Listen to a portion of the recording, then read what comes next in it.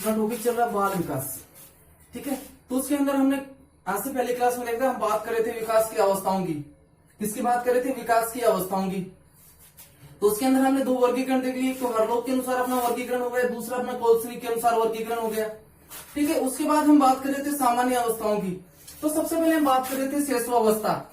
तो सामान्य जो शेषवावस्था होती है उसका काल होता है जन्म से 5 वर्ष तक का जो समय होता है वो शेषवावस्था कहलाती है। उसके बाद अपनी जो शेषवावस्था होती है उसे सामाजिक मुस्कान की अवस्था कहते हैं, इनोसेंट एज कहते हैं, कल्पनामयी अवस्था कहते हैं या निर्दोष की अवस्था कहते हैं। ठीक है, या फिर उसे क्या कहते हैं अपनी शेषवावस्था को? असहाय अवस्था कहते हैं। ये बात रही अपनी शेषवावस्था के अन्य नामों की। उसके बाद शेषवावस्था के बारे में कुछ मनोवैज्ञानिकों के कुछ कथन थे, वो देखिए। तो सबसे पहले वैलेंटाइन का क्या मानना था कि शेषवावस्था होती है वो सीखने का क्या होता है कि आदर्श काल होता है, कि शेषवावस्था होती है वो सीखने का क्या होता है? आदर्श काल होता है। ऐसा किसका मानना था? वैलेंटाइन का मानना था। नेक्स्ट, वॉटसन का क्या मानना है कि शेषवावस्था है वो सीखने का क्या होता है? तीव्रतम काल होता है। ये बात किसने कही? वॉटसन ने कही। नेक्स्ट, कि जो शेषवावस्था है वो जीवन की सर्वाधिक संवेदनशील अवस्था है। नेक्स्ट क्या है कि शेषवावस्था है वो जीवन की सर्वाधिक संवेदनशील अवस्था है, या संवेदनशील को क्या बोलते हैं? प्लास्टिक एज है। ये बात किसने कही है? तो ये बात भी अपनी वैलेंटाइन ने कही है। ठीक है, नेक्स्ट बात करूं कि मैं जन्म के समय शिशु के मन, ठीक है, क्या होता है? टेबुलर आशा या मोम की तख्ती या कोरे कागज के समान होता है। ये बात किसने कही है? जॉन लॉक ने। बड़ी इंपॉर्टेंट परिभाषा है। नेक्स्ट बात करते हैं कि पहले 4-5 वर्षों में शिशु के 3 शिक्षक होते हैं। पहले 4-5 वर्षों के अंदर शिशु के 3 शिक्षक होते हैं, हाथ, पैर और नेत्र। यह बात किसने कही है? तो रूसो ने कही है। किसने कही है? रूसो ने। फिर नेक्स्ट बात करते हैं कि मनुष्य को जो कुछ भी बनना होता है वो क्या है कि पहले 4-5 वर्षों में बन जाता है। ऐसा किसका मानना है? सिगमंड फ्राइड का मानना है। ठीक है, और लास्ट इसकी परिभाषा देखी थी कि हमने की जो शेषवावस्था होती है वो जीवन की क्या होती है? आधारशिला होती है। ऐसा भी किसका मानना था? सिगमंड फ्राइड का। तो ये अपनी क्या थी? शेषवावस्था के बारे में थी। तो आज बात करते हैं हम आगे की शेषवावस्था में शारीरिक विकास की क्या गति होती है। नेक्स्ट आज क्या बात करेंगे कि शेषवावस्था में शारीरिक विकास। ठीक है, कि शेषवावस्था के अंदर बच्चे का जो शारीरिक विकास है वो किस तरीके से होता है उसको देखेंगे। तो नंबर फर्स्ट अपना क्या रहेगा? नंबर फर्स्ट अपना रहेगा कि शेषवावस्था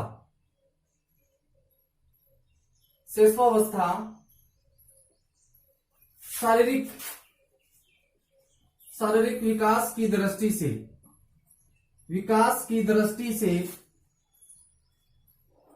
शेषवावस्था शारीरिक विकास की दृष्टि से सर्वाधिक गति का काल है। सर्वाधिक गति का काल है। ठीक है, यानी कि शारीरिक विकास है वो सर्वाधिक किसमें होता है? तो शेषवावस्था में होता है। नेक्स्ट हम बात करते हैं नंबर 2 पे। तो अपना नंबर 2 पे क्या रहेगा? जन्म के समय शिशु का भार, जन्म के समय शिशु का भार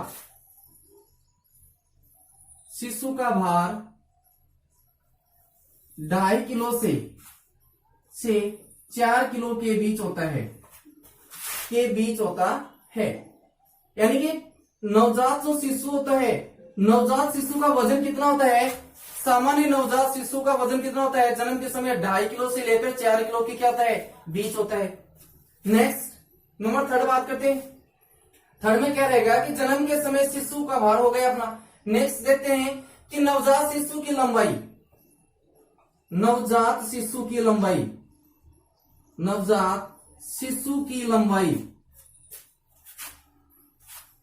की लंबाई 40 से 50 सेंटीमीटर होती है। यानी कि जो नवजात शिशु होता है उसकी लंबाई की बात करें तो कितनी होती है? 40 से 50 सेंटीमीटर होती है। नवजात शिशु के भार की बात करें तो 2.5 से 4 किलो के बीच होता है। और सर्वाधिक शारीरिक विकास होता है वो किस अवस्था में होता है? शेषवावस्था में होता है। नेक्स्ट हम बात करते हैं हड्डियों की। नेक्स्ट बात करते हैं कि नवजात शिशु के अंदर हड्डियों की संख्या वो 270 पाई जाती है। कितनी पाई जाती है? 270 पाई जाती है। नवजात शिशु में हड्डियों की संख्या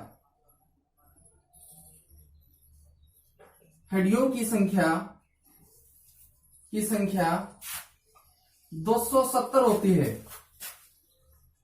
नवजात शिशु के अंदर हड्डियों की संख्या कितनी होती है? तो 270 होती है।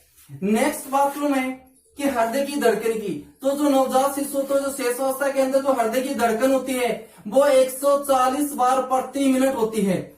नवजात शिशु में हृदय की जो धड़कन होती है वो कितनी होती है? 140 बार प्रति मिनट की दर से होती है, यानी कि 1 मिनट में 140 बार क्या करता है? हृदय धड़कता है। नेक्स्ट नंबर 6 पे हम बात करते हैं कि नवजात जो शिशु होता है उसके हृदय की धड़कन की बात करूं मैं तो 140 बार प्रति मिनट होता है। तो नवजात शिशु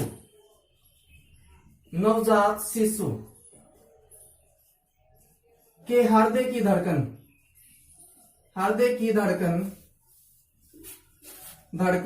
140 प्रति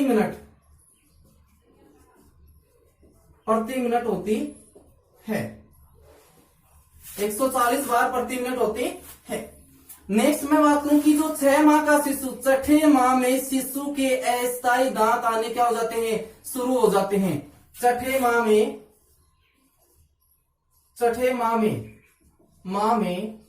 शिशु के अस्थायी दांत आने शुरू हो जाते हैं।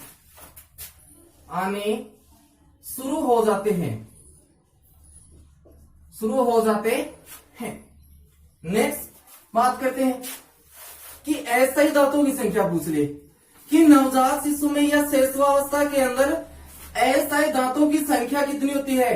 तो 6ठे माह में तो अस्थायी दांत आने शुरू हो जाते हैं बच्चे के, लेकिन प्रश्न पूछ ले कि अस्थायी दांतों की संख्या कितनी होती है? तो अस्थायी दांतों की संख्या होती है 20। कितनी होगी अपनी? 20। नेक्स्ट क्या रहेगा कि 6ठे माह में क्या हो जाते हैं? अस्थायी दांत आने शुरू हो जाते हैं। 4 वर्ष तक अस्थायी दांत और अस्थायी दांतों की संख्या की बात करूं तो मैं कितने होते हैं? 20 पूर्ण हो जाते हैं।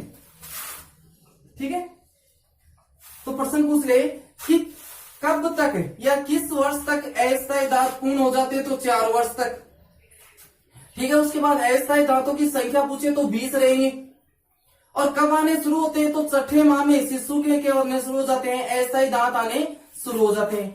नेक्स्ट हम बात करते हैं यानी कि शिशु है उसके संपूर्ण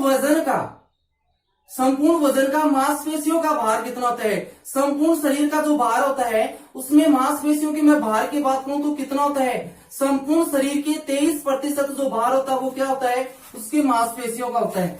तो नेक्स्ट क्या रहेगा अपना? शिशु के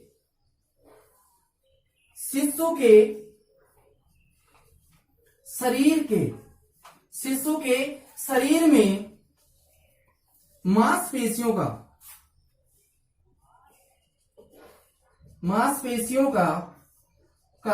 भार संपूर्ण भार का कितना होता है? 23% होता है। संपूर्ण भार का 23% होता है।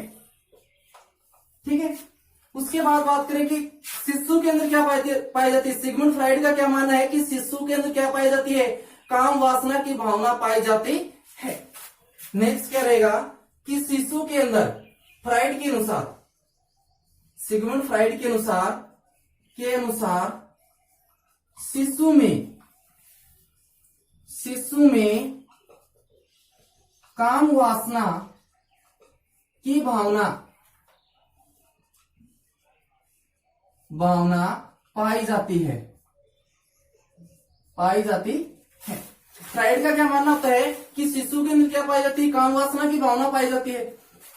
इसीलिए जो फ्राइड के शिष्य थे यंग और जुंग, उनके बीच में क्या हो गया था? विवाद हो गया था। उन्होंने बोला कि नहीं, आप अपना सर फुड़वाओगे और हमारा भी फुड़वाओगे, कि शिशु के अंदर काम वासना की भावना होती है। लेकिन नहीं, उन्होंने नहीं माना। तो इसके फ्राइड के जो शिष्य थे यंग और जुंग, उन्होंने क्या किया था कि नव विश्लेषणवाद सिद्धांत का क्या किया था?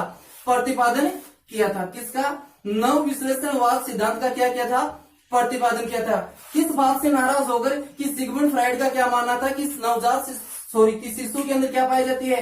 काम वासना की भावना पाई जाती है। इस बात को लेकर उसके शिष्य और फ्राइड दोनों के बीच में क्या हो गई थी? मतभेद हो गया था। और इसके शिष्य यंग बोले या जुंग, कोई भी नाम हो, दोनों में से एक ही व्यक्ति के नाम। तो उन्होंने क्या किया था, नव विश्लेषणवाद सिद्धांत का क्या किया था, प्रतिपादन किया था।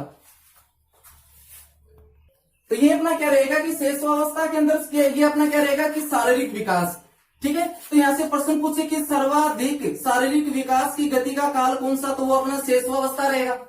उसके बाद दूसरा प्रश्न पूछे कि जन्म के समय शिशु का भार कितना होता है, तो जन्म के समय शिशु का भार 2.5 किलो से लेकर 4 किलो के बीच होता है। नेक्स्ट मैं बात करूंगी, ये पूछ लिया हमसे कि नवजात शिशु में किस माह में अस्थायी दांत आने शुरू होते हैं, तो छठे माह में अस्थायी दांत आने शुरू होते हैं। और अस्थायी दांतों की संख्या पूछे तो 20 होती है। उसके बाद यदि उसके हृदय की धड़कन पूछे कि नवजात शिशु के हृदय की धड़कन कितनी है, तो 140 बार प्रति मिनट की दर से होती है, यानी कि 1 मिनट में 140 बार नवजात शिशु का क्या होता है, हृदय धड़कता है। ठीक है, उसके बाद करें कि संपूर्ण शरीर का भार का, मांसपेशियों का जो भार है वो कितना होता है, 23% होता है। ठीक है, एक शिशु का जो संपूर्ण भार है शरीर का, उस संपूर्ण भार का 23% जो भार होता है वो किसका होता है, मांसपेशियों का होता है। नेक्स्ट बात करें कि नवजात शिशु की लंबाई की बात करें, तो नवजात शिशु की लंबाई होती है वो 40 से 50 सेंटीमीटर तक होती है। उसके बाद नवजात शिशु के अंदर क्या होता है, हड्डियों की संख्या पूछे तो 270 होती है। नवजात शिशु के अंदर पूछे तो 270 होती है। और एक व्यक्ति के अंदर, मनुष्य के अंदर हड्डियों की संख्या पूछे तो अपनी कितनी हो जाएगी, 206।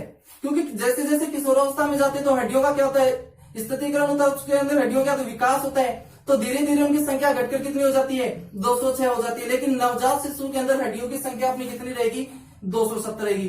तो ये अपना क्या रहेगा कि शैशवावस्था के अंदर शारीरिक विकास किस गति से होता है। अब बात करेंगे हम शैशवावस्था के अंदर सामाजिक विकास की। किसकी बात करेंगे कि शैशवावस्था के अंदर सामाजिक विकास की। नेक्स्ट हम बात करते हैं कि शैशवावस्था के अंदर जो सामाजिक विकास है उसकी। तो हमने देखा था कि शैशवावस्था को अन्य किस नामों से जानते हैं, असहाय की अवस्था बोलते हैं। ठीक है, सामाजिक मुस्कान की अवस्था बोलते हैं, कल्पनामयी अवस्था बोलते हैं, निर्दोष की अवस्था बोलते हैं, इनोसेंट एज बोलते हैं। तो सामाजिक विकास की बात करूंगा शैशवावस्था के अंदर, तो सामाजिक विकास की भावना है वो क्या पाई जाती है, सामाजिक विकास की भावना क्या पाया जाता है, अभाव पाया जाता है। क्योंकि शैशवावस्था के अंदर जो बच्चा होता है वो क्या होता है, आत्म केंद्रित होता है। बच्चा होता है शैशवावस्था के अंदर क्या होता है, आत्म केंद्रित होता है, इसलिए उसमें सामाजिकता का क्या पाया जाता है, अभाव पाया जाता है। साथ में जो बच्चा होता है शैशवावस्था के अंदर, उसका जो सामाजिक दायरा होता है वो क्या होता है, सीमित होता है। शैशवावस्था के अंदर बच्चे का जो सामाजिक दायरा होता है वो क्या होता है, सीमित होता है। इसी कारण उसमें क्या पाया जाता है, सामाजिकता का अभाव पाया जाता है। तो फर्स्ट अपना पॉइंट क्या रहेगा, फर्स्ट पॉइंट की मैं बात करूं शैशवावस्था के अंदर सामाजिक विकास की, तो सामाजिकता की भावना का अभाव पाया जाता है, अभाव पाया जाता है। ठीक है, शैशवावस्था के अंदर बच्चे के में क्या है कि सामाजिकता का क्या पाया जाता है, अभाव पाया जाता है। क्योंकि अर्थात शिशु क्या होता है, आत्म केंद्रित होता है, आत्म केंद्रित होता है। शिशु क्या होता है, आत्म केंद्रित होता है। नेक्स्ट, शिशु का जो सामाजिक दायरा होता है वो क्या होता है, सीमित होता है। उसके माता पिता तक ही क्या रहता है, उसके परिवार तक ही क्या रहता है, सीमित रहता है। तो नेक्स्ट क्या रहेगा, और साथ ही उसका सामाजिक परिवेश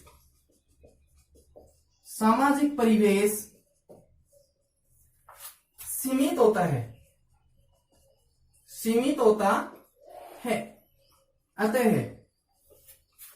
अतः सामाजिकता का क्या पाया जाता है, अभाव पाया जाता है। अतः सामाजिकता का अभाव पाया जाता है। ठीक है, प्रश्न पूछ लिया हमसे सीधा कि शैशवावस्था के अंदर क्या है, शैशवावस्था के अंदर शिशु में सामाजिकता क्या पाया जाता है, खालिस्तान पाया जाता है। तो क्या पाया जाता है, सामाजिकता का अभाव पाया जाता है। नेक्स्ट में बात करूं, इसमें क्या होता है, 3 वर्ष का जो शिशु होता है वो क्या करता है, आत्म केंद्रित सामाजिक व्यवहार का क्या करता है, संचालन करता है। जैसे बच्चा है वो 3 वर्ष का होता है तो जैसे जैसे वो 3 वर्ष का होता है तो वो क्या करेगा, आत्म केंद्रित सामाजिक व्यवहार का क्या करेगा, संचालन करेगा। तो 3 वर्ष में शिशु या तीसरे वर्ष में 3 वर्ष का शिशु आत्म केंद्रित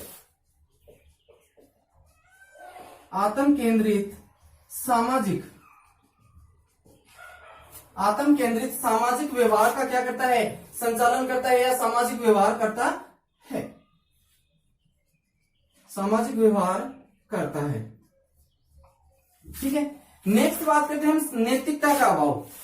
कि शिशुअवस्था के अंदर बच्चे में क्या पाया जाता है, नैतिकता का क्या पाया जाता है, अभाव पाया जाता है। उसे सही गलत, सत्य असत्य, ठीक है, इन सभी चीजों का क्या नहीं होता है, ज्ञान नहीं होता है। लेकिन जैसे जैसे बच्चा है 6ठे से 7वें वर्ष के अंदर प्रवेश करता है तो बच्चे को क्या हो जाता है, नैतिकता का ज्ञान होने लगता है। ये सही है, ये गलत है, ये अच्छा है, ये बुरा है। इन सभी चीजों का ज्ञान बच्चे को कब होता है, 6ठे या 7वें वर्ष में होता है।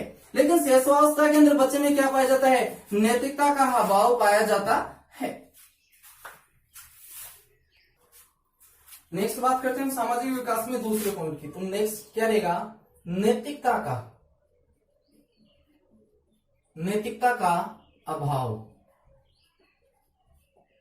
क्या पाया जाता है बच्चे में, नैतिकता का अभाव पाया जाता है। नैतिकता अभाव का मतलब क्या है कि बच्चे को 5 वर्ष तक के शिशु को सही गलत, सत्य असत्य, ठीक है, इन सभी चीजों उचित अनुचित इत्यादि का क्या नहीं होता है, ज्ञान नहीं होता है। लेकिन जैसे जैसे बच्चा 6ठे से 7वें वर्ष में प्रवेश करता है तो उसे क्या हो जाता है, नैतिकता का ज्ञान हो जाता है, ठीक है। तो प्रश्न पूछे कि बच्चे को नैतिकता का ज्ञान कब होता है, तो 6ठे से 7वें वर्ष में नैतिकता का क्या होता है, बच्चे को ज्ञान होता है। नेक्स्ट बात करूं मैं, आत्म केंद्रित स्वभाव।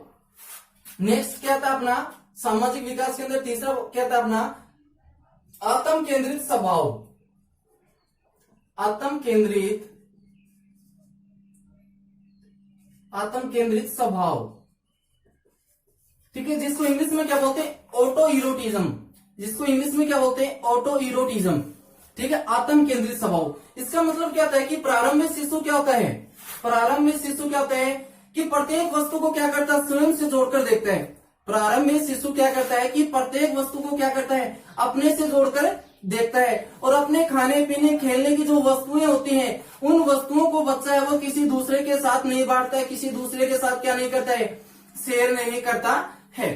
तो वो अपनी क्या रहेगी, आत्म केंद्रित स्वभाव रहेगा, जिसको इंग्लिश में क्या बोलते हैं, ऑटो इरोटिज्म बोलते हैं।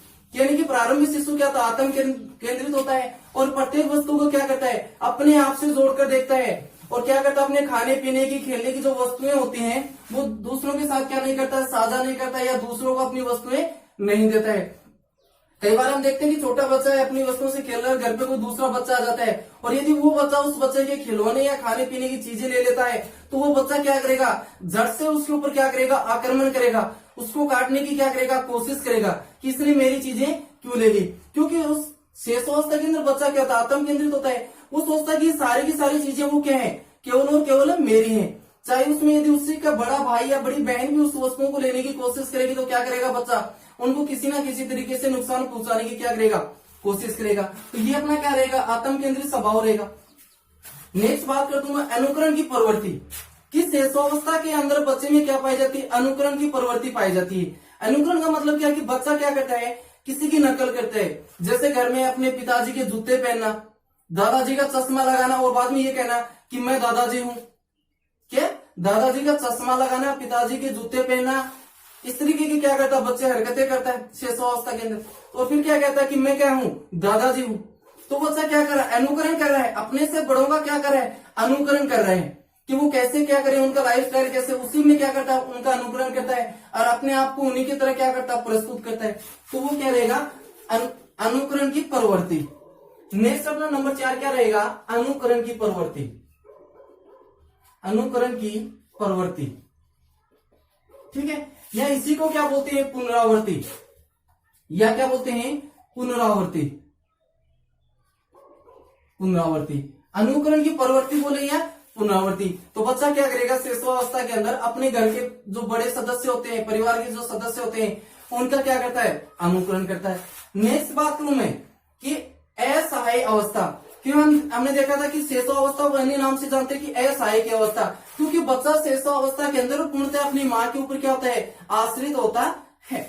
और बच्चे में शेषावस्था के अंदर बच्चे में भय के मुख्य कारण दो होते हैं। एक तो माँ से वियोग की दृष्टि, यदि माँ को क्या, बच्चे को क्या होता है, माँ से दूर होने का क्या होता है, भय होता है। और एक शेषावस्था के अंदर बच्चे को अंधेरे से क्या लगता है, डर लगता है।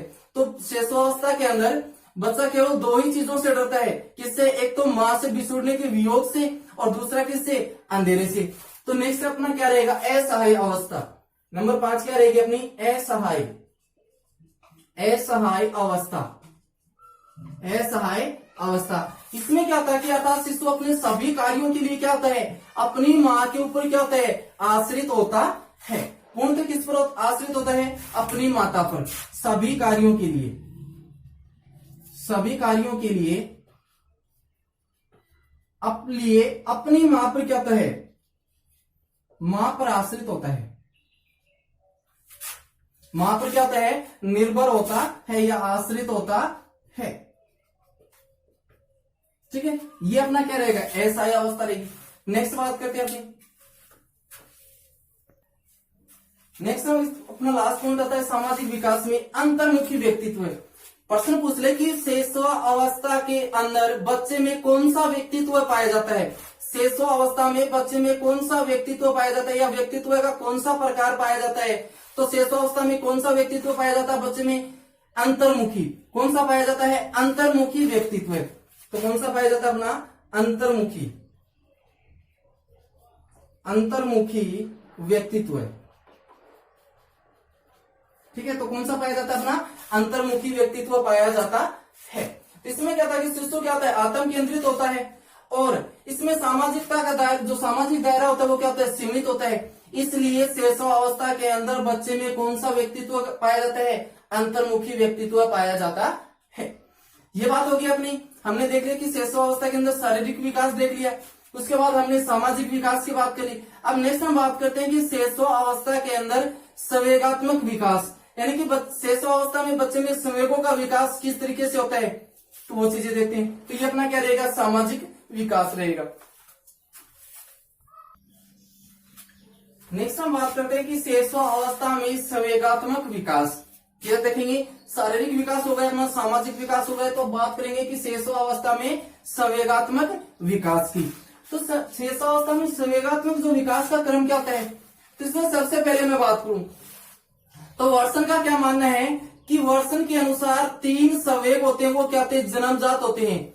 प्रेम, भय और क्रोध संवेग होते हैं, वो बच्चे में क्या होते हैं, जन्मजात होते हैं। ऐसा किसका मानना है, वर्सन का मानना है। लेकिन ब्रिजेस के अनुसार बच्चे में जन्मजात कोई भी संवेग नहीं होते हैं। उसका रोना, वो क्या होती है, उसकी आवश्यकताओं को क्या करते हैं, प्रकटीकरण करते हैं। ठीक है, ब्रिजेस के अनुसार बच्चे में क्या नहीं होते, जन्मजात कोई भी संवेग नहीं होते हैं। बच्चे में क्या है, उसका रोना, हंसना, ये सभी की सभी संवेदनाएं हैं, वो उसकी आवश्यकताओं को क्या करती हैं, प्रकट करती हैं। ऐसा किसका मानना है, ब्रिजेस का मानना है। नेक्स्ट बात करते हैं कि प्रथम 6 माह में जब बच्चा क्या होता है, 6 माह का होता है, तो उसके अंदर क्या है, क्रोध, भय, प्रेम और आनंद जैसे संवेगों का क्या होता है, निर्माण होता है। इन संवेगों का क्या होता है, विकास होता है।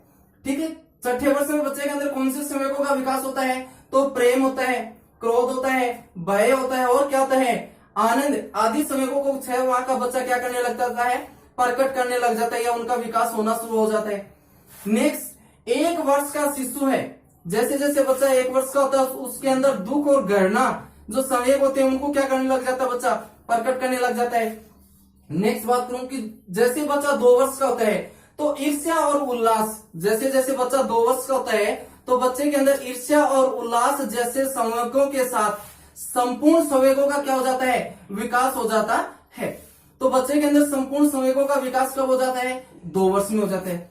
नेक्स्ट अपना जो शेषावस्था होती है, उस शेषावस्था को संवेगात्मक विकास की दृष्टि से क्या होता है, श्रवण काल माना जाता है। शेषावस्था को संवेगात्मक विकास की दृष्टि से क्या माना जाता है, श्रवण काल माना जाता है। फिर हमने बात कर ली कि शेषावस्था में भय के कारणों की बात कर ली। तो शेषावस्था में भय का कारण होता है एक तो मां से बिछुड़ने का वियोग, ठीक है, और दूसरा क्या होता है, अंधेरा होता है। तो ये अपना क्या रहेगा, शेषावस्था में सॉरी शेषावस्था में अपना क्या रहेगा, संवेगात्मक विकास रहेगा। तो अपना सबसे पहला पॉइंट क्या रहेगा कि वाटसन के अनुसार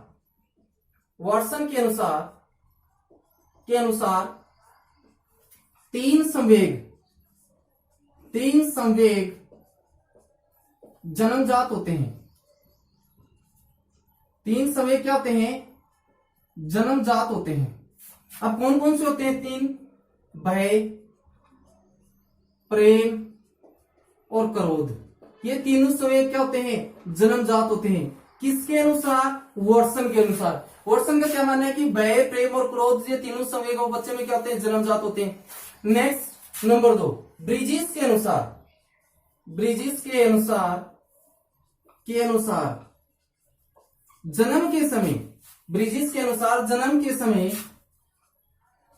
जन्म के समय शिशु में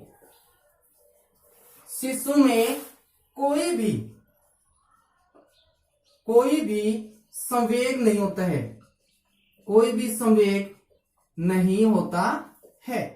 ब्रिजिस का क्या मानना है कि जन्म के समय शिशु के अंदर कोई भी संवेग नहीं पाया जाता है। बच्चे का रोना, उसका रोना, हंसना आदि उसकी क्या करते हैं, संवेदनाओं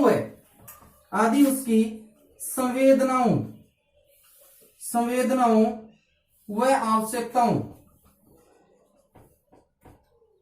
आवश्यकताओं का प्रकटीकरण है। आवश्यकताओं का प्रकटीकरण है। यानी कि बच्चा क्या प्रारंभ में रोता है, हंसता है, तो इन सभी का कारण उसकी संवेदना और उसकी आवश्यकताओं का क्या होता है, प्रकटीकरण होता है। ऐसा किसका मानना है, ब्रिजिस का मानना है। नेक्स्ट देखते हैं अपना, नेक्स्ट हम बात करते हैं नंबर 3 कि प्रथम क्या है कि प्रथम 6 माह में शिशु भय, क्रोध, प्रेम व आनंद को प्रकट करने लग जाता है। यानी कि प्रथम 6 माह के अंदर बच्चा भय, प्रेम, क्रोध और आनंद को क्या करने लग जाता है, प्रकट करने लग जाता है। नेक्स्ट नंबर 4, 1 वर्ष का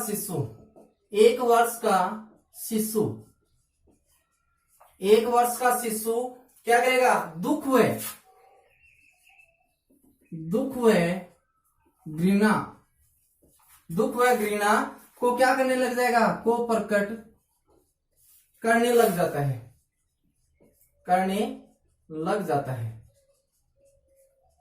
नेक्स्ट 2 वर्ष का शिशु 2 वर्ष तक या 2 वर्ष का शिशु 2 वर्ष तक या का शिशु तक 2 वर्ष तक ईर्ष्या और उल्लास जैसे संवेगों के साथ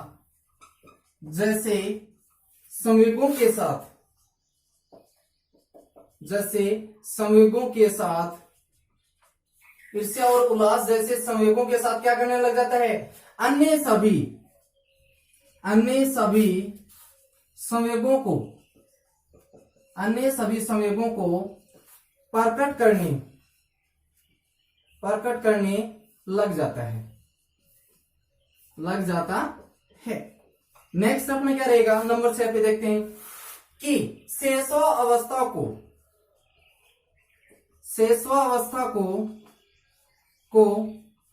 समुचित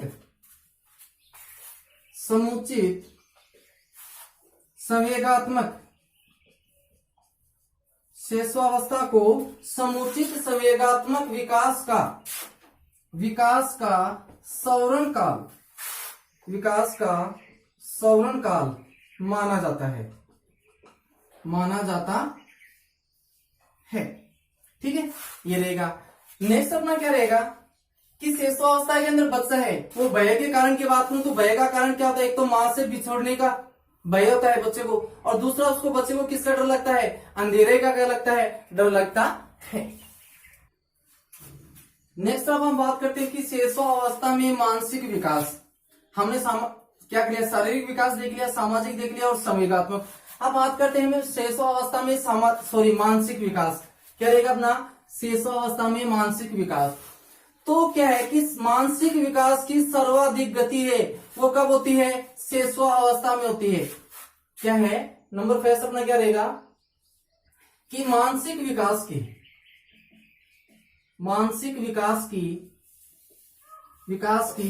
सर्वाधिक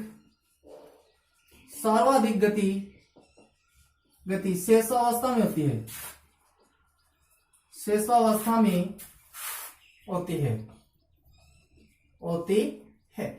ठीक है, पहला पॉइंट क्या अपना कि मानसिक विकास की सर्वाधिक गति होती है वो किस अवस्था में होती है, तो शैशवावस्था में होती है। नेक्स्ट बात करूं कि जन्म के समय शिशु के मस्तिष्क का भार, जब बच्चे का जन्म होता है तो उस समय बच्चे के मस्तिष्क के भार की मैं बात करूं तो 350 ग्राम होता है। कितना होता है, 350 ग्राम। जन्म के समय कितना होता है, 350 ग्राम होता है। और 2 वर्ष तक क्या है कि बच्चे के मस्तिष्क का भार कितना हो जाता है, तो 800 ग्राम। जब बच्चे का जन्म होता है तो उसके मस्तिष्क का भार होता है 350 ग्राम, और 2 वर्ष तक उसके भार कितना हो जाता है, 800 ग्राम हो जाता है। और जैसे ही बच्चा 3 वर्ष तक का होता है या 3 वर्ष का होता है तो उसके मस्तिष्क का भार है वो 1260 ग्राम हो जाता है। तो नेक्स्ट अपना क्या रहेगा, जन्म के समय शिशु के मस्तिष्क का भार 350 ग्राम होता है। क्या होता है, 350 ग्राम। जन्म के समय बच्चे के मस्तिष्क का भार कितना होता है, 350 ग्राम होता है। नेक्स्ट 2 वर्ष तक, नेक्स्ट क्या है, 2 वर्ष तक कितना हो जाता है, 800 ग्राम हो जाते हैं। जन्म के समय कितना है, 350 ग्राम। और जैसे बच्चा 2 वर्ष तक का होता है, 2 वर्ष का होता है तो बच्चे उसके मस्तिष्क का भार कितना हो जाता है, 800 ग्राम हो जाता है। नेक्स्ट तीसरे वर्ष तक, नेक्स्ट क्या है, तीसरे वर्ष तक तो उसका भार कितना हो जाता है, तीसरे वर्ष तक तो 1260 ग्राम हो जाता है। जन्म के समय की पूछे कि जन्म के समय शिशु के मस्तिष्क का भार कितना होता है, तो 350 ग्राम होता है। और 2 वर्ष तक कितना हो जाता है, 800 ग्राम। और तीसरे वर्ष तक कितना हो जाता है, 1260 ग्राम हो जाता है। तो ये क्या रहेगा बच्चे के मस्तिष्क का।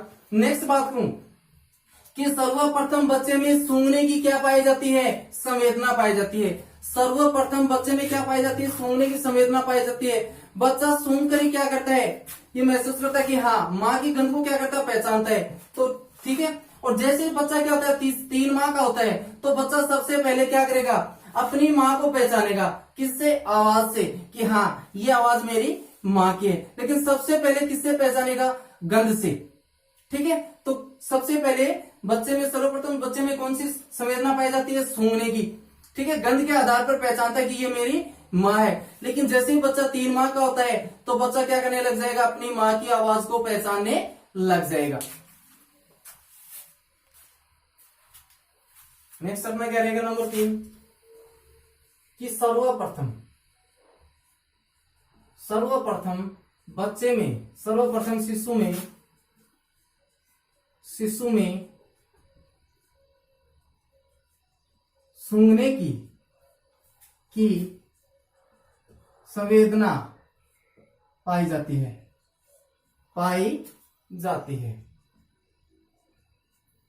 सबसे पहले बच्चे में कौन सी संवेदना पाई जाएगी, तो सूंघने की। यानी कि गंध के आधार पर बच्चा क्या करेगा, अपनी माँ को पहचानेगा। तथा तीसरे माह में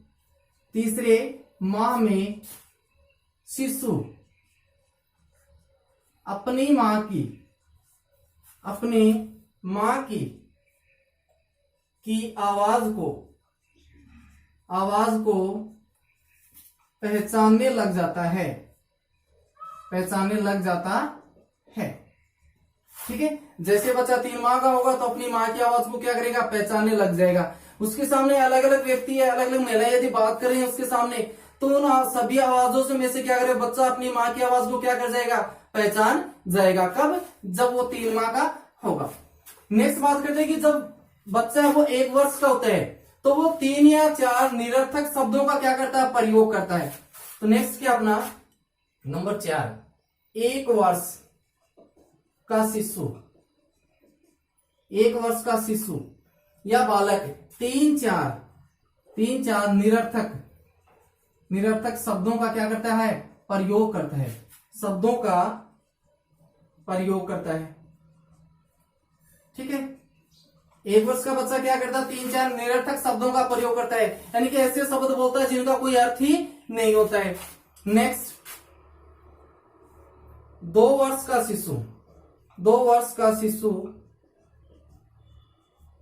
2-3 शब्दों के सरल सार्थक वाक्य क्या करने लग जाता है, बोलने लग जाता है। तो 2 वर्ष का शिशु 2-3 शब्दों का सरल व सार्थक वाक्य बोलने लग जाता है।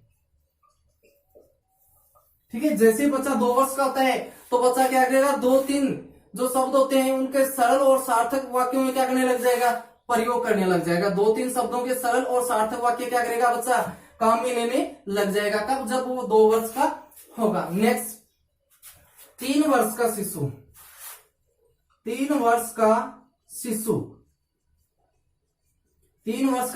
4-5 शब्दों के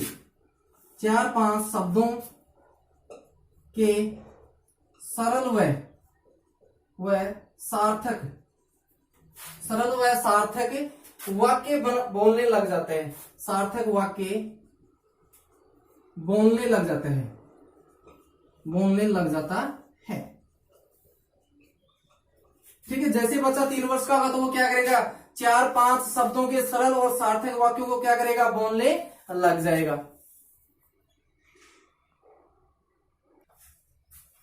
नेक्स्ट बात करते हैं नंबर 7। तो क्या होता है कि अपना क्या है कि 3 वर्ष का शिशु वो 4-5 शब्दों के सरल और सार्थक वाक्य बोलने शुरू कर देता है। जैसे बच्चा 5 वर्ष का होता है तो लिखना बोलना पसंद नापसंद आदि सभी को क्या करने लग जाएगा बच्चा, प्रकट करने लग जाएगा। तो 5 वर्ष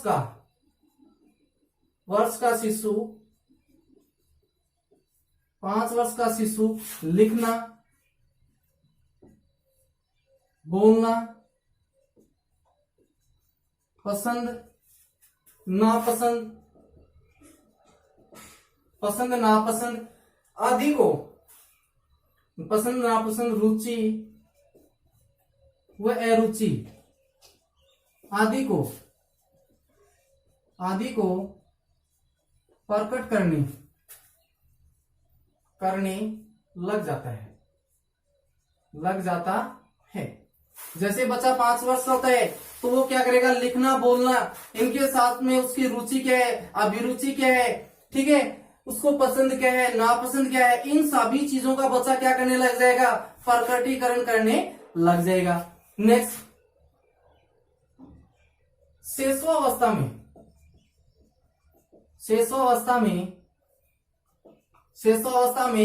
बच्चे में क्या पाई जाती है, रटने की प्रवृत्ति होती है, जिसके कारण स्मरण शक्ति का क्या होता है, विकास होता है। शेषावस्था में रटने के कारण स्मरण शक्ति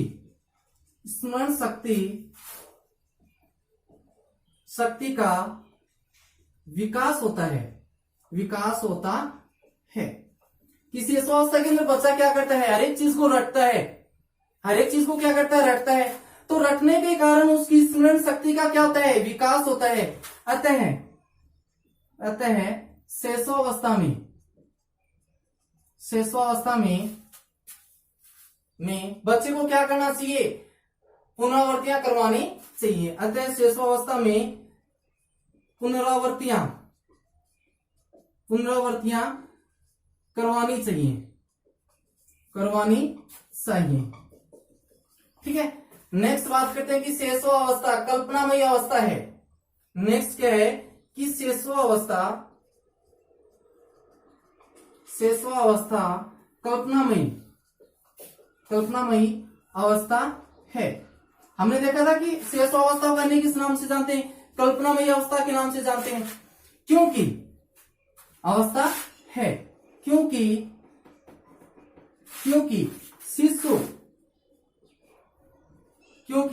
शिशु है वो क्या करता है, वास्तविक या यथार्थ संसार की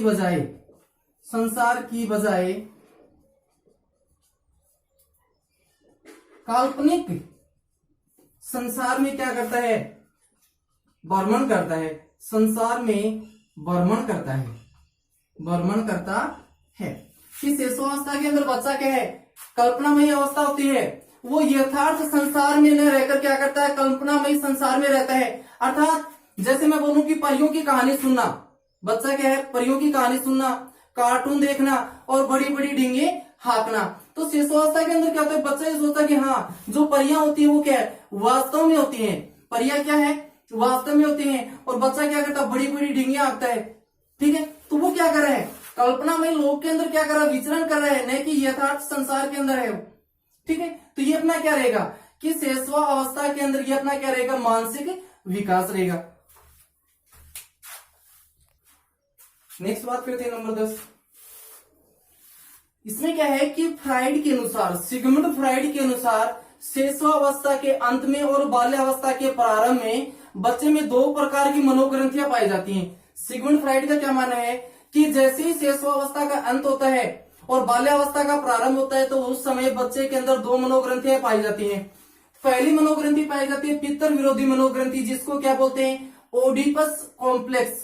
पहली ग्रंथि कौन सी पाई जाती है, पित्तर विरोधी मनोग्रंथि, जिसको इंग्लिश में क्या बोलते हैं, ओडिपस कॉम्प्लेक्स। ठीक है, इसमें क्या होता है कि बच्चा क्या होता है, पिता से क्या करता है, भयभीत होता है, पिता से क्या करता है, गणना करता है, और बच्चा क्या करता है, अपनी माता से क्या करता है, स्नेह करता है, प्रेम करता है। और जो ओडिपस जो कॉम्प्लेक्स होती है, जो मनोग्रंथि होती है, वो लड़कों के अंदर क्या होती है, पाई जाती है। लड़के क्या होते हैं, पित्तर विरोधी होते हैं। नेक्स्ट दूसरी ग्रंथि पाई जाती है अपनी क्या, इलेक्ट्रा मनोग्रंथि या इलेक्ट्रा कॉम्प्लेक्स है, जो कि लड़कियों के अंदर पाई जाती है, जो कि क्या होती है, लड़कियां वो पिता की क्या होती हैं, प्रिय होती हैं। ठीक है, तो इसलिए वो लड़कियां क्या करती हैं, अपनी माता की शिकायत अपने पिता से करती है और क्या करती हैं, आनंद की अनुभूति करती हैं। लड़कियां क्या होती हैं, अपने पिता की क्या होती हैं, नजदीक होती है, प्रिय होती हैं। और लड़कियां करती है अपनी माँ की चुगली या शिकायत क्या करती है, अपने पिता से करती हैं और वो क्या हो जाती है, खुश होती हैं। और लड़की क्या होते हैं, पितर विरोधी होते हैं, उसके अंदर क्या पाई जाती है, ओडिपस कॉम्प्लेक्स, यानी कि क्या, कौन सी, पितर विरोधी मनोग्रंथि पाई जाती है। और लड़के अपनी माता के क्या होते हैं, प्रिय होते हैं, माँ को क्या करते हैं, ज्यादा स्नेह करते हैं, माँ के लाडले होते हैं। तो फ्राइड के अनुसार शेषावस्था के अंत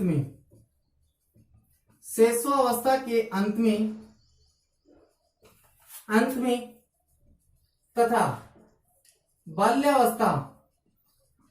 बाल्यावस्था के प्रारंभ में बच्चों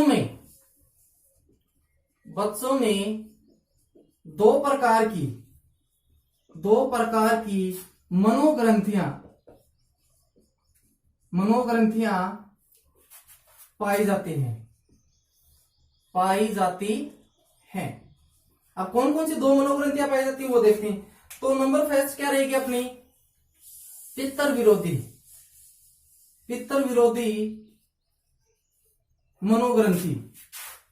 मनोग्रंथि, जिसको इंग्लिश में क्या बोलते हैं, ग्रंथि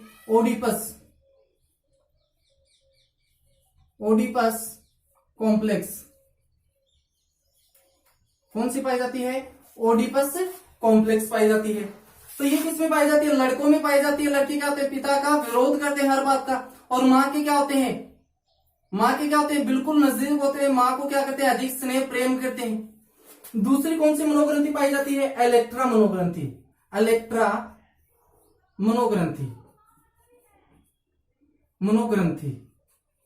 ठीक है, इसे क्या बोलते हैं, मातर विरोधी मनोग्रंथि, क्या बोलते हैं, इलेक्ट्रा कॉम्प्लेक्स, इलेक्ट्रा कॉम्प्लेक्स, इसे हिंदी में क्या बोलते हैं, मात्र विरोधी, मात्र विरोधी मनोग्रंथि। ठीक है, ये किसमें पाई जाती है, लड़कियों में पाई जाती है। और लड़कियां क्या होती हैं, अपने पिता की क्या होती है, पिता को अधिक प्रेम करती हैं और पिता से माँ की शिकायत करके क्या करती है, आनंद की अनुभूति करती है। तो सीधा सा प्रश्न पूछ ले कि ओडिपस कॉम्प्लेक्स है वो किन में पाई जाती है, तो ओडिपस कॉम्प्लेक्स है वो लड़कों में पाई जाती है। ठीक है, और लड़के माँ से अधिक स्नेह प्रेम करते हैं। और इलेक्ट्रा ग्रंथि पूछ ले कि किसमें पाई जाती है, इलेक्ट्रा मनोग्रंथि या मात्र विरोधी मनोग्रंथि वो किसमें पाई जाती है, तो वो लड़कियों में पाई जाती है। तो ये अपना क्या रहेगा, शैशवावस्था के अंदर मानसिक विकास रहेगा अपना। नेक्स्ट हम बात करते हैं कि शैशवावस्था के अंदर शिक्षा का स्वरूप कैसा होगा। नेक्स्ट आज के अपनी क्लास में लास्ट पॉइंट क्या रहेगा कि शैशवावस्था के अंदर शिक्षा का स्वरूप कैसा रहेगा। नेक्स्ट क्या रहेगा अपना कि शैशवावस्था के अंदर शिक्षा का स्वरूप है वो कैसा होता है। तो बच्चा क्या होता है, अनुकरण के द्वारा सीखता है। शैशवावस्था के अंदर बच्चा क्या करता है, अनुकरण के द्वारा सीखता है। तो बच्चा जैसी चीजों को देखेगा, जैसे वातावरण में रहेगा तो उसी के अनुसार सीखेगा। तो वातावरण क्या कैसा होना चाहिए, उचित। पहला पॉइंट क्या रहेगा, वातावरण, उचित वातावरण। उचित वातावरण का मतलब क्या है कि बच्चा है वो अनुकरण के माध्यम से सीखता है। तो इसलिए बच्चा जिस वातावरण में रह रहा है वो वातावरण क्या होना चाहिए, स्वस्थ रहना, क्या होना चाहिए, वातावरण स्वच्छ व स्वस्थ होना चाहिए। वातावरण कैसा होना चाहिए, वातावरण स्वच्छ व स्वस्थ होना चाहिए। ठीक है, होना चाहिए, क्योंकि बच्चा क्या करेगा, अनुकरण के द्वारा सीखेगा। तो वातावरण कैसा होना चाहिए, स्वच्छ, अच्छा और स्वस्थ दोनों, स्वच्छ और स्वस्थ दोनों होना चाहिए, क्योंकि बच्चा क्या करेगा, अनुकरण के द्वारा सीखेगा। दूसरी बात, उचित व्यवहार। दूसरा क्या रहेगा अपना, उचित व्यवहार। उचित व्यवहार, उचित व्यवहार का क्या अर्थ होता है कि हमने देखा कि शैशवावस्था को क्या कहते हैं, असायावस्था कहते हैं, इनोसेंट एज कहते हैं। यदि अपनी शैशवावस्था को इनोसेंट एज या असायावस्था कहते हैं, तो बच्चे के साथ व्यवहार कैसा होना चाहिए, उचित होना चाहिए। तो शिशु क्या होता है, असहाय होता है, शिशु क्या होगा, असहाय होता है। अतः माता पिता और शिक्षक के द्वारा बच्चे के साथ उदारपूर्ण व्यवहार का क्या करना चाहिए, संचालन करना चाहिए। व्यवहार कैसा होना चाहिए, उदारपूर्ण व्यवहार का संचालन होना चाहिए, संचालन होना चाहिए। ठीक है, व्यवहार कैसा होना चाहिए, माता पिता और शिक्षक के द्वारा बच्चे के साथ कैसा व्यवहार करना चाहिए, उदारपूर्ण व्यवहार करना चाहिए, क्योंकि बच्चा क्या होता है, असहाय होता है। नेक्स्ट नंबर 3 क्या रहेगा, जिज्ञासा की संतुष्टि। नंबर शिक्षा का स्वरूप क्या रहेगा, जिज्ञासा की संतुष्टि। जिज्ञासा की संतुष्टि का क्या मतलब होता है कि बच्चे में या शिशु में क्या होती है, एक प्रबल जिज्ञासा होती है। बच्चे के अंदर क्या होती है, प्रबल जिज्ञासा होती है।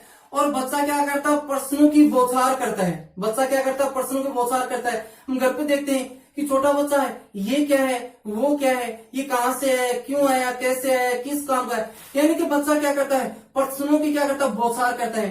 तो माता पिता और शिक्षक का क्या बनता है, ये दायित्व बनता है कि बच्चे जो प्रश्न पूछ रहे हैं उन प्रश्नों का क्या करे, सही जवाब दे, यानी कि उसकी जिज्ञासा को क्या करे, संतुष्ट करे। ठीक है, नेक्स्ट क्या अपना, वास्तविकता का ज्ञान। नेक्स्ट क्या रहेगा अपना, वास्तविकता का ज्ञान। वास्तविकता का ज्ञान। ठीक है, अपना जो वास्तविकता का ज्ञान है, इसका मतलब क्या है कि प्रारंभ में शिशु होता है वो क्या करता है, कल्पना में लोक के अंदर विचरण करता है। उसे यथार्थ संसार के बारे में क्या नहीं होती है, जानकारी नहीं होती है। अतः उसे धीरे धीरे क्या करना चाहिए, बच्चे को वास्तविक क्या करना चाहिए, संसार से क्या करवाना चाहिए, अवगत करवाना चाहिए। ठीक है, कि बच्चा शैशवावस्था में क्या करता है, कल्पना में या संसार में क्या करता है, विचरण करता है। तो धीरे धीरे बच्चे को क्या करना चाहिए, वास्तविक संसार के बारे में जानकारी देनी चाहिए। तो ये अपना क्या रहेगा, वास्तविकता का ज्ञान रहेगा। तो हमने देख लिया कि शिशुअवस्था के अंदर बच्चे को क्या करना चाहिए, उचित वातावरण उपलब्ध करवाना चाहिए। उसके बाद उसके साथ उचित व्यवहार का संचालन करना चाहिए। फिर बच्चे की जिज्ञासा को क्या करना चाहिए, संतुष्ट करना चाहिए। और उसके बाद क्या है, बच्चे को वास्तविकता का क्या करवाना चाहिए, ज्ञान करवाना चाहिए। नेक्स्ट अपना शिक्षा का स्वरूप क्या रहेगा वो देखते हैं। तो नेक्स्ट अपना क्या रहेगा नंबर 5 पे, नेक्स्ट अपना क्या रहेगा, क्रिया द्वारा सीखने पर बल। क्रिया द्वारा सीखने पर बल देना। ठीक है, यानी कि शिक्षा का स्वरूप ऐसा होना चाहिए बच्चा जिसमें स्वयं कार्य करके सीखे, क्योंकि स्वयं कार्य करके यदि सीखेगा तो सीखा गया ज्ञान क्या होगा, स्थायी होगा, लंबे समय तक चलेगा। तो कैसी शिक्षा होना चाहिए, क्रिया द्वारा सीखने पर क्या देना चाहिए, बल देना चाहिए। नेक्स्ट खेल द्वारा सीखने पर बल देना चाहिए। नेक्स्ट क्या रहेगा, खेल द्वारा सीखने पर बल देना चाहिए। तो क्या रहेगा अपना, क्रिया द्वारा सीखने पर बल देना चाहिए बच्चे पर। उसके बाद खेल द्वारा सीखने पर क्या देना चाहिए, बल देना चाहिए। नेक्स्ट हम बात करें इन दोनों के संदर्भ में, किसके, इन दोनों के संदर्भ में हम बात करें तो क्या है कि शिक्षा में खेल की अवधारणा का जनक किसे माना जाता है। क्या है, इन दोनों के संदर्भ में बात करेंगे कि क्रिया द्वारा सीखने पर बल और खेल द्वारा सीखने पर बल।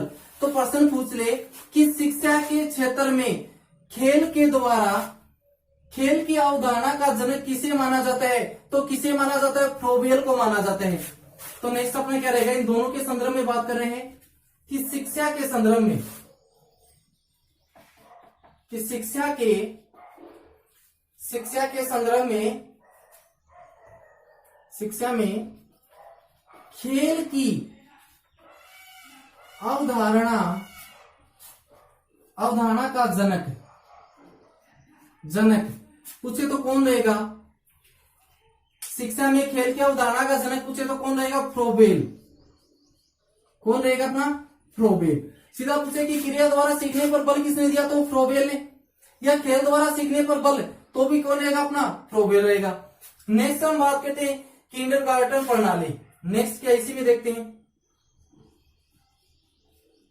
क्या रहेगा अपना नेक्स्ट, किंडरगार्टन प्रणाली। इसका जनक की बात करूं तो कौन रहेगा, फ्रोबेल रहेगा। कौन रहेगा, फ्रोबेल। ठीक है, कौन रहेगा, फ्रोबेल रहेगा। और इसकी ओपनिंग कहां पे की थी, तो ओपनिंग की बात करूं मैं तो इसकी ओपनिंग है वो कहां पे की थी, जर्मनी में। कहां की ओपनिंग, जर्मनी में। ठीक है, किंडरगार्टन प्रणाली है उसकी ओपनिंग कहां पे की गई, तो जर्मनी में की गई। किसके द्वारा की गई, तो फ्रोबेल के द्वारा की गई। ठीक है, नेक्स्ट अपना एक आता है मोंटेसरी प्रणाली। मोंटेसरी प्रणाली आती है, ये भी खेल के ऊपर क्या होती है, आधारित होती है। तो अपनी जो मोंटेसरी प्रणाली है इसका संबंध किससे है, तो मैडम मारिया मोंटेसरी। अपनी मोंटेसरी जो प्रणाली है उससे संबंध किसका है, तो मैडम मारिया मोंटेसरी से है।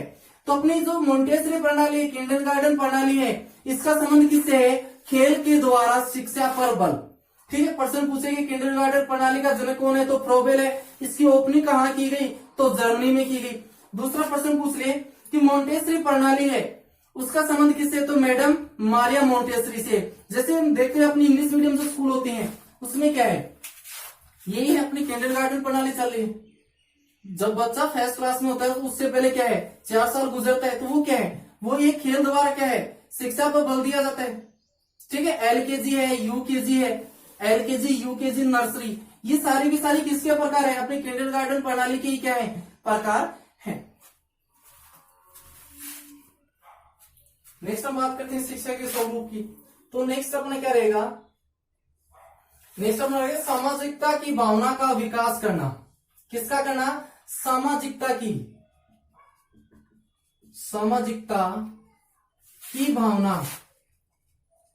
भावना का विकास।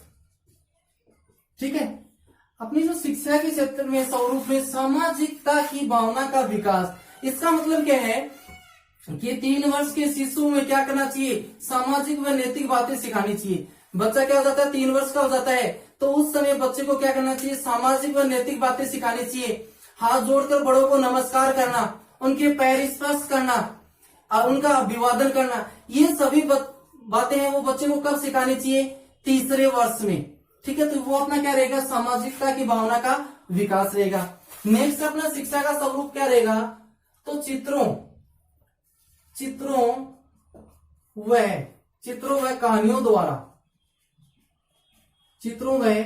कहानियों द्वारा शिक्षा।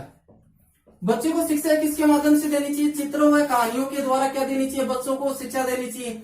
क्योंकि चित्रों के द्वारा छोटे छोटे जो बच्चे होते हैं उनके अंदर वस्तु का क्या बन जाता है, बिंब बन जाते हैं। चित्रों के द्वारा यदि हम बच्चे को शिक्षा दे रहे हैं तो चित्रों के माध्यम से उनका बिंब है, उनका प्रतिबिंब है, वो बच्चों के अंदर क्या हो जाता है, उनका ग्रहण कर लेते हैं। और कहानियों में बच्चों की क्या होती है, रुचि होती है। इसलिए ये दोनों ही तरीके, चित्रों द्वारा व कहानियों द्वारा सिखाने शिक्षा का जो स्वरूप है वो क्या महत्वपूर्ण है। चित्रों का तो प्रतिबिंब ग्रहण कर लेते हैं और कहानियों में बच्चा क्या लेता है, रुचि लेता है, तो उसमें सीखने की गति क्या होती है, तेज होती है। नेक्स्ट हम बात करते हैं, नेक्स्ट अपना क्या रहेगा, नंबर 9 पे अपना रहेगा मूल प्रवृत्तियों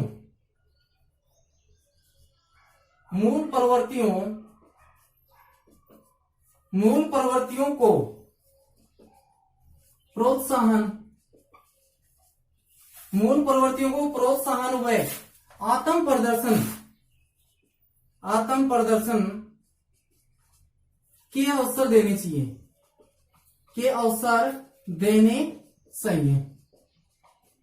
ठीक है, बच्चों को क्या करना चाहिए, बच्चों की जो मूल प्रवृत्तियां होती हैं उनको क्या करना चाहिए, प्रोत्साहन करना चाहिए और उनको अभिव्यक्त करने के क्या करने चाहिए, बच्चों को ज्यादा से ज्यादा अवसर देने चाहिए। नेक्स्ट और लास्ट अपना शिक्षा का स्वरूप क्या होता है, अच्छी आदतों का निर्माण।